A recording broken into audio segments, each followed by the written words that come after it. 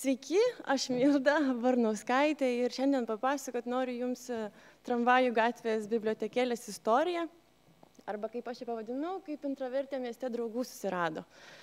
Ir nemačiau, Mindaugas klausė, ar yra naudojusius tų, kurie naudojosi jau bibliotekėlė. Valio, du. Ar yra iš vis tokių, kurie nieko negirdėjote apie šitą bibliotekėlę? O, valio, labai gerai. Tai aš tada ir papasakosiu. Savo pranešimą suskirščiau į tokias dalis. Tai visų pirma, kas jį tokia, ta bibliotekėlė. Ir antroji dalyje bandysiu atsakyti tą klausimą, kaip jį rado draugų mieste. Tai bibliotekėlė yra organizacijos Little Free Library narė, jinai yra registruota. Ir pirmoji bibliotekėlė šitos organizacijos buvo pastatyta 2009 metais Amerikoje.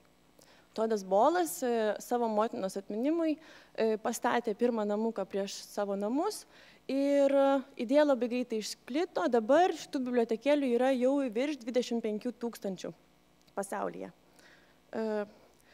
Tramvajų gatvėje bibliotekėlę pastatėme 2012 metais spalio 13 dieną. Čia matote atidarimo dalyvius, draugų kol kas labai nedaug. Pastatėm šitą bibliotekėlę priešais mano nuomojamo buto langus, tiesiog su tokia mintim, kad galbūt reikės tokios stebinčios akies ir bus tas saugiau. Aš įdėjau pirmasis knygas, sukūriau socialiniam puslapį, Facebook'e puslapį ir viskas taip ir prasidėjo. Žmonės buvo tie, kurie iš anksto girdėjo idėją, buvo labai skeptiški ir bibliotekėliai daugiausiai buvo duodama savaitę. Bet,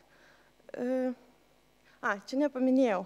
Tai va, kai mes ją pastatėm, bibliotekėlė buvo, čia 2013 šitas žemėlapis, 2013 ji buvo viena pirmųjų vidurio ir rytų Europoje. Tai, žodžiu, ne tik Lietuvoje. Tai va, tai laikas bėgo ir žinia pradėjo sklisti, apie mus pradėjo rašyti.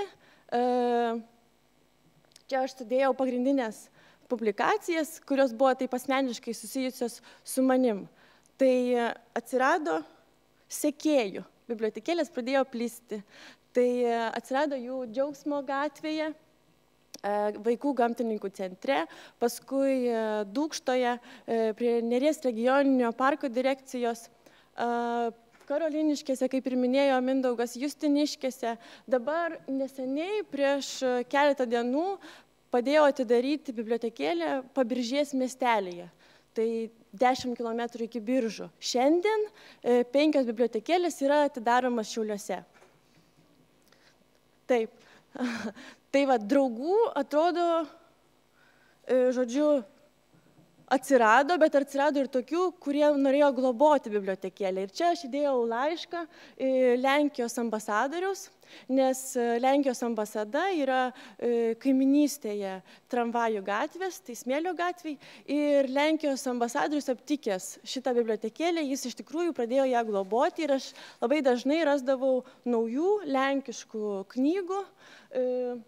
Tai nebuvo vienintelė tokia globa, iš Lietuvių literatūros ir tautosakos instituto taip pat esam gavę knygų. Ir svarbiausia, kad žmonės labai greitai priprato prie bibliotekėlės ir ėmė keistis knygomis ten. Vis dėlto, ar ta bendruomenė, šitie draugai, ar jie yra tikri, nebuvau tikra iki tol, kol neišsikrausčiau. Čia yra, žodžiu, nuotrauka, paskutinis mano patikrinimas kaip Tramvajų gatvės gyventojos ir tokios kaip ir prižiūrėtojos pagrindinės bibliotekėlės. Aš išsikrausčiau 14 metų rugpjūtį ir nebuvau tikra, kiek bibliotekėlė gyvuos be manęs. Nes vis dėlto, nors ir labai stengiausi nesureikšminti savo vaidmens, bet žmonės siejo mane su ja. Ir po Kalėdų sužinojau, kad bibliotekėlė yra visiškai suniokota, jos dalis yra išmėtytos po gatvę ir, galvoju, valio, baigėsi liūdna. Bet iš tikrųjų tai buvo ženklas, kad draugai tikri, nes sulaukiau laiškų iš kaimynų, iš tos pačios ambasados, iš praeivių, kaip jie gali padėti atkurti bibliotekėlę. Ir kas svarbiausia, ženklas, kad jos reikia, buvo tas, kad žmonės pradėjo palikinėti knygas krūmuose, šalia bibliotekėlės, ant stulpo, kuris laikė bibliotekėlę, ir ji buvo labai greitai atkurta. Tai aš tada pradėjau galvoti, kas čia tavo taip įvyko, kodėl bibliotekėliai pasisekė surasti draugų. Ir aš išskyriau 5 bibliotekėlės draugystės taisyklės. Tai visų pirma, ir aš tą vis dažnai kartoju žmonėms, kurie dabar į mane kreipiasi ir nori statyti bibliotekėlės. Aš sakau, jums turi būti smagu, nes kliūčių atsiranda įvairiausių žmonių, piktų, mažiau piktų, įvairiausių situacijų. Ir jeigu jums patiems nėra smagu, tai šitą idėją yra sunku išlaikyti. Turi būti įdomu. Aš visas istorijas, kurios nutikdavo bibliotekėliai, rašiau į Facebooką. Ir aš ten, žodžiu, nes tų istorijų daugybė. Kas priejo, kokią knygą paliko, aš gaudavau laiškų, diskusijos vykdavo, vieni parašo laiškus, kiti atsakinėja. Ir man norėjosi visus įtraukti į šitą tokį bibliotekėlės gyvenimą. Paskui iš to, man atrodo, kad turi būti jauku. Kad žmonės kad tai turi būti gyva, šilta, artima visiems, kad jie norėtų įsitraukti. Paskui labai didelį dėmesį skyriau laisvės ir nevaržamumo propagavimui. Iš pat pradžių man atrodo, kad turi būti kažkokios griežtos taisyklės ir kažkaip aš turėčiau visus jas nuolatos visiems priminti, kad jie turi šitomis taisyklėmis sekti. Bet paaiškėjo, kad nieko nebus, reikia laisvai žiūrėti ir žmonės bibliotekėlę priėmė kaip organizmą. Jį priimdavo, žodžiu, jų iniciatyvas, jų naujas taisyklės, pasidarė nebesvarbu, kaip tos knygos sudėliotos, vieni sudėlioja vienaip, kiti kitaip, vieni vienokias knygas atneša, kiti kitokias. Aš tiesiog norėjau nekontroliuoti ir nesureikšminti savo vaidmens.